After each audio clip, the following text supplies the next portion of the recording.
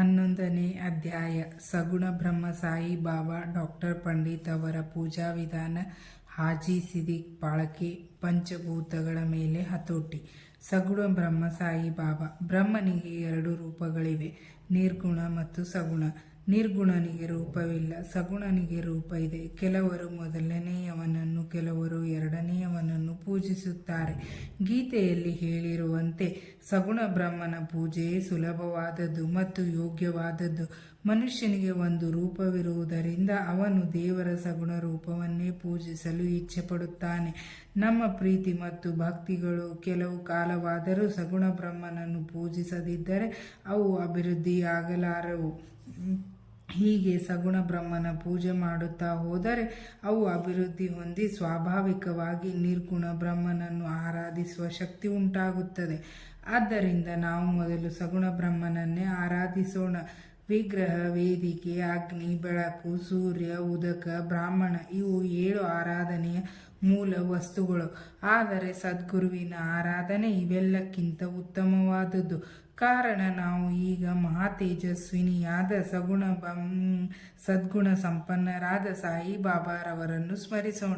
ಸಾಯಿಬಾಬಾರವರನ್ನು ಕೆಲವರು ದೈವ ಭಕ್ತರೆಂದು ಮತ್ತೆ ಕೆಲವರು ಮಹಾಭಾಗವತರೆಂದು ಹೇಳಿರುತ್ತಾರೆ. ಆದರೆ ನಮಗೆ ಸಾಯಿಬಾಬಾ ದೇವರ ಅವತಾರ.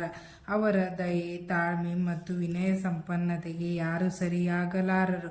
ಗಂಗಾ ನದಿಯು ಸಮುದ್ರವನ್ನು ಸೇರುವ ಮೊದಲು ದಾರಿಯಲ್ಲಿ ಜನರ ಮತ್ತು ಪ್ರಾಣಿಗಳ ದಾಹವನ್ನೆಲ್ಲ ನೀಗಿಸುತ್ತಾ ಗಿಡ, ಮರ ಮತ್ತು ಪೈರುಗಳಿಗೆ ಜೀವಕಳೆಯನ್ನು ತುಂಬುತ್ತಾ ಸಾಗುವಂತೆ ಸಾಯಿಬಾಬಾರವರಂಥ ಸಂತರು ತಮ್ಮ ಜೀವಿತದಲ್ಲಿ ಅನೇಕರಿಗೆ ಶಾಂತಿ ಸೌಲಭ್ಯಗಳನ್ನು ದೊರಕಿಸಿಕೊಡುತ್ತಾರೆ.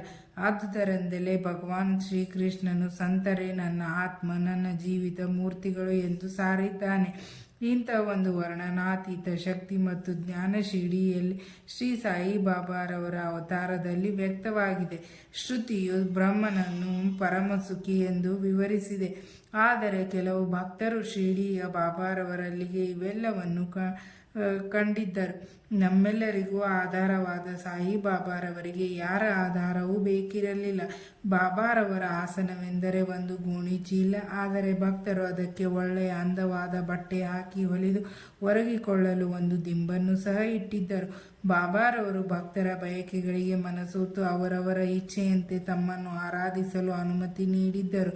ಕೆಲವರು ಚಾಮರ ಬೀಸುತ್ತಿದ್ದರು, ಕೆಲವು ಅವರ ಚರಣಾರವಿಂದಗಳನ್ನು ತೊಳೆಯುತ್ತಿದ್ದರು, ಕೆಲವರು ಚಂದನ ಮುಂತಾದ ಸುಗಂಧ ದ್ರವ್ಯಗಳನ್ನು ಲೇಪಿಸುತ್ತಿದ್ದರು, ಕೆಲವರು ತಾಂಬೂಲ ನೀಡುತ್ತಿದ್ದರು, ಕೆಲವರು ನೈವೇದ್ಯ ಅರ್ಪಿಸುತ್ತಿದ್ದರು. ಅವರು ನೋಡಲು ಶಿರ್ಡಿಯಲ್ಲಿ ವಾಸಿಸುತ್ತಿರುವ ಹಾಗೆ ಕಂಡರು, ಎಲ್ಲೆಡೆಗೂ ವಾಸವಾಗಿದ್ದರು. ಈ ಅಂತರ್ಯಾಮಿತ್ವವು ಭಕ್ತರಿಗೆ ಅನುಭವವೇದ್ಯವಾಗಿದ್ದಿತು. ಇಂತಹ ಅಂತರ್ಯಾಮಿಯಾದ ಅವರಿಗೆ ನನ್ನ ಸಾಷ್ಟಾಂಗ ನಮಸ್ಕಾರಗಳು. ಡಾಕ್ಟರ್ ಪಂಡಿತ್ ಅವರ ಪೂಜಾ ವಿಧಾನ. ಶ್ರೀ ತಾತ್ಯಾ ಸಾಹೇಬ್ ಮತ್ತು ಅವರ ಸ್ನೇಹಿತರಾದ ಡಾಕ್ಟರ್ ಪಂಡಿತ್ ಅವರು ಒಂದು ಸಾರಿ ಬಾಬಾರವರ ದರ್ಶನಕ್ಕೆಂದು ಶಿರ್ಡಿಗೆ ಬಂದರು. ಬಾಬಾರವರಿಗೆ ನಮಸ್ಕರಿಸಿ ಸ್ವಲ್ಪ ಹೊತ್ತು ಮಸೀದಿಯಲ್ಲಿ ಕುಳಿತರು. ಆಗ ಬಾಬಾರವರು ಅವರಿಗೆ ಶ್ರೀ ದಾದಾ ಕೇಳ್ಕರ್ ಅವರಲ್ಲಿಗೆ ಹೋಗುವಂತೆ ಹೇಳಿದರು. ಆದ್ದರಿಂದ ಅವರು ಕೇಳ್ಕರ್ ಅವರ ಕಡೆಗೆ ಬಂದರು. ಆಗ ದಾದಾ ಕೇಳ್ಕರ್ ಅವರು ಪೂಜಾ ಸಾಮಗ್ರಿಗಳೊಡನೆ ಮಸೀದಿಗೆ ಹೊರಟಿದ್ದರು. ಡಾಕ್ಟರ್ ಅವರು ಸಹ ಅವರೊಡನೆ ಮಸೀದಿಗೆ ಬಂದರು. ದಾದಾರವರು ಬಾಬಾರವರ ಪೂಜೆ ನೆರವೇರಿಸಿದರು. ಗಂಧವನ್ನು ಬಾಬಾರವರ ಹಣೆಗೆ ಹಚ್ಚುವ ಧೈರ್ಯ ಯಾರಿಗೂ ಇರಲಿಲ್ಲ. ಇದನ್ನು ಮಾಸಾಪತಿಯವರು ಮಾತ್ರ ಹಚ್ಚುತ್ತಿದ್ದರು. ಆದರೆ ಡಾಕ್ಟರ್ ಪಂಡಿತ್ ಅವರು ದಾದಾ ಭಟ್ ಅವರ ತಟ್ಟೆಯಲ್ಲಿದ್ದ ಗಂಧವನ್ನು ತೆಗೆದುಕೊಂಡು ಬಾಬಾರವರ ಹಣೆಯ ಮೇಲೆ ತ್ರಿಪುಂಡವನ್ನೆಳೆದರು. ಬಾಬಾರವರು ಸುಮ್ಮನಿದ್ದುದನ್ನು ಕಂಡು ಎಲ್ಲರಿಗೂ ಅಚ್ಚರಿಗೊಂಡರು. ಆ ದಿನ ಸಾಯಂಕಾಲ ಕೇಳ್ಕರ್ ಅವರು ಸಾಯಿಬಾಬಾರವರನ್ನು ಕುರಿತು, ಈ ಹಿಂದೆ ಗಂಧವನ್ನು ನಿಮ್ಮ ಹಣೆಗೆ ಹಚ್ಚಲು ಸಮ್ಮತಿಸಿರಲಿಲ್ಲ. ಡಾಕ್ಟರ್ ಅವರು ಈ ದಿನ ಹಚ್ಚಿದಾಗ ಸುಮ್ಮನಿದ್ದೀರಿ, ಹೀಗೇಕೆ ಎಂದು ಕೇಳಿದರು. ಆಗ ಬಾಬಾರವರು ಡಾಕ್ಟರ್ ಅವರು ನನ್ನನ್ನು ತಮ್ಮ ಕುಲಗುರುವೆಂದು ಭಾವಿಸಿ ಗಂಧವನ್ನು ಹಚ್ಚಿದರು. ನಾನು ಹೇಗೆ ಬೇಡವೆನ್ನಲಿ ಎಂದರು. ನಂತರ ಡಾಕ್ಟರ್ ಅವರನ್ನು ವಿಚಾರಿಸಲಾಗಿ ಬಾಬಾರವರನ್ನು ನನ್ನ ಕುಲಗುರುವೆಂದೇ ಭಾವಿಸಿ ಗಂಧವನ್ನಿಟ್ಟಿ ಎಂದು ಉತ್ತರ ಬಂದಿತು. ಭಕ್ತರು ತಮ್ಮ ಇಚ್ಛಾನುಸಾರ ತಮ್ಮನ್ನು ಪೂಜಿಸಲು ಬಾಬಾ ಅನುಮತಿ ನೀಡಿದ್ದರು ಸಹ ಕೆಲವು ವೇಳೆ ವಿಚಿತ್ರವಾಗಿ ವರ್ತಿಸುತ್ತಿದ್ದರು. ಕೆಲವು ಸಾರೆ ಪೂಜಾ ಸಾಮಗ್ರಿಗಳನ್ನು ಬಿಸಾಟಿ ಬಹಳ ಕೋಪಿಷ್ಠರಾಗುತ್ತಿದ್ದರು. ಕೆಲವು ಸಾರೆ ಭಕ್ತರನ್ನು ಬೈಯುತ್ತಿದ್ದರು. ಅನೇಕ ಸಾರಿ ಮೇಣಕ್ಕಿಂತಲೂ ಮೃದುವಾದ ರೀತಿಯಲ್ಲಿ ಭಕ್ತರನ್ನು ಕಾಣುತ್ತಿದ್ದರು. ಅಂತರಂಗದಲ್ಲಿ ಶಾಂತರಾಗಿರುತ್ತಿದ್ದರು. ಕೆಲವು ವೇಳೆ ಭಕ್ತರನ್ನು ಸಮೀಪಕ್ಕೆ ಕರೆದು ನಾನು ನಿಮ್ಮ ಮೇಲೆ ಕೋಪಗೊಂಡಿದ್ದೇನೆ ಎಂದು ಕೇಳುತ್ತಿದ್ದರು. ತಾಯಿಯು ಮಕ್ಕಳನ್ನು ತ್ಯಜಿಸುವುದಾದರೆ, ಸಾಗರವು ನದಿಗಳನ್ನು ತಿರಸ್ಕರಿಸುವುದಾದರೆ ನಾನು ಭಕ್ತರ ಯೋಗಕ್ಷೇಮವನ್ನು ಮರೆಯುವೆನು. ನಾನು ಭಕ್ತರ ಸೇವಕವೇ. ಯಾವಾಗ ಅವರು ನನ್ನ ಸಹಾಯ ಅಪೇಕ್ಷಿಸುತ್ತಾರೋ ಆಗ ಅವರನ್ನು ನಿಜವಾಗಿಯೂ ಕಾಪಾಡುತ್ತೇನೆ ಎಂದು ಸಾಯಿಬಾಬಾ ಹೇಳಿರುತ್ತಾರೆ. ಹಾಜಿ ಸಿದಿಕ್ ಪಾಳ್ಕೆ ಬಾಬಾರವರು ಭಕ್ತರನ್ನು ಯಾವಾಗ ಸ್ವೀಕರಿಸುತ್ತಾರೆಂಬುದು ತಿಳಿದಿರಲಿಲ್ಲ. ಅದು ಅವರ ಮನಸ್ಸನ್ನು ಅವಲಂಬಿಸಿತು. ಸಿದಿಕ್ ಪಾಳ್ಕೆಯವರ ಕಥೆ ಇದನ್ನು ತೋರಿಸುತ್ತದೆ.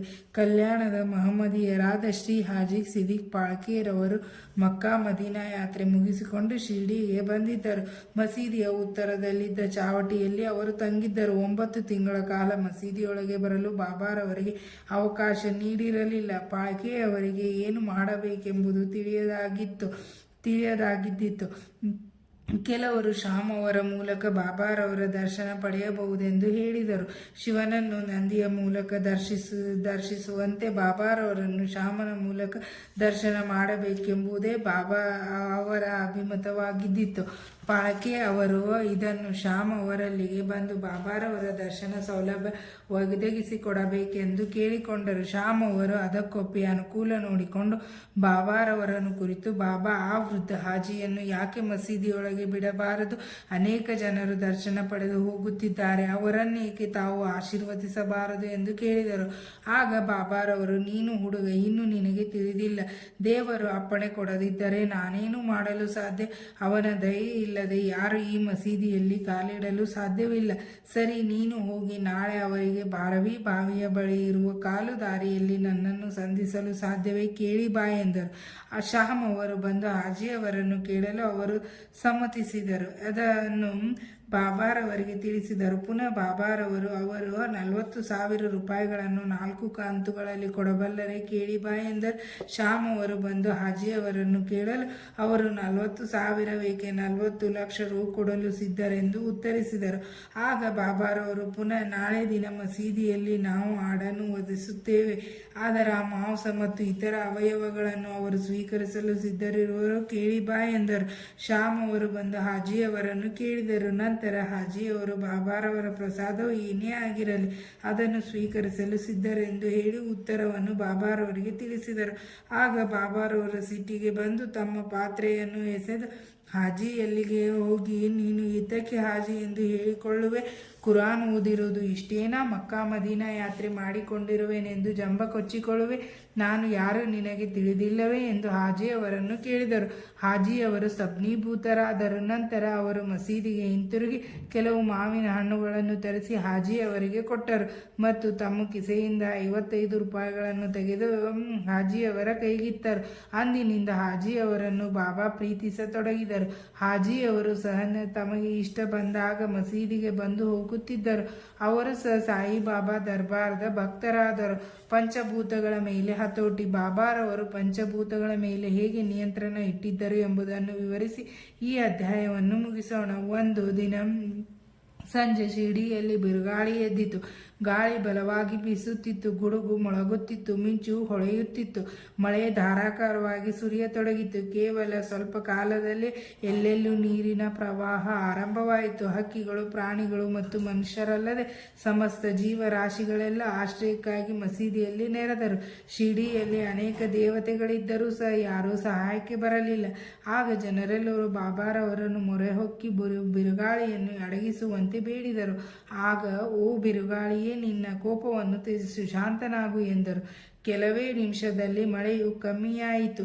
ಗಗನದಲ್ಲಿ ಚಂದ್ರನು ಮೂಡಿದನು. ಜನರು ಸಮಾಧಾನ ಚಿತ್ತದಿಂದ ತಮ್ಮ ಮನೆಗಳಿಗೆ ಹೋದರು.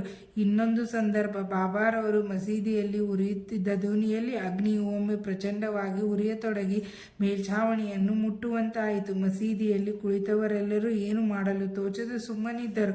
ಬಾಬಾರವರೇ ಅಗ್ನಿಗೆ ನೀರು ಎರಚುವಂತೆ ಹೇಳಲು ಅಥವಾ ಉರಿಯನ್ನು ತಡೆಗಟ್ಟಲು ಇನ್ನೇನಾದರೂ ಮಾಡಿ ಎಂದು ಸೂಚಿಸಲು ಯಾರಿಗೂ ಧೈರ್ಯವಿರಲಿಲ್ಲ. ಬಾಬಾರವರು ಇದನ್ನು ಮನಗಂಡು ತಮ್ಮ ಸಟಕ ಕೈಗೆ ತೆಗೆದುಕೊಂಡು ಪಕ್ಕದಲ್ಲಿದ್ದ ಕಂಬಕ್ಕೆ ಹೊಡೆಯುತ್ತಾ ಇಳಿಮುಖನಾಗು, ಶಾಂತನಾಗು ಎಂದರು. ಸಟಕಾದ ಪ್ರತಿಯೊಂದು ಹೊಡೆತಕ್ಕೂ ಉರಿಯು ಇಳಿಮುಖವಾಗ ಹತ್ತಿತು. ಸ್ವಲ್ಪ ಹೊತ್ತಿನ ನಂತರ ಉರಿಯು ನಂದಿ ಹೋಯಿತು. ಶ್ರೀ ಸಾಯಿಬಾಬಾ ದೇವರ ಅವತಾರ ರೂಪರು. ಯಾರು ಅವರನ್ನು ಮೊರೆಹೊಕ್ಕು ನಮಸ್ಕರಿಸುತ್ತಿದ್ದರೋ ಅವರನ್ನು ಬಾಬಾ ಸದಾ ಆಶೀರ್ವದಿಸುತ್ತಿದ್ದರು.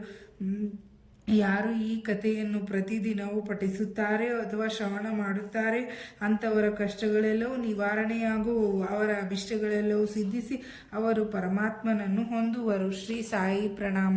ಇಲ್ಲಿಗೆ 11ನೇ ಅಧ್ಯಾಯ ಮುಕ್ತಾಯವಾಯಿತು.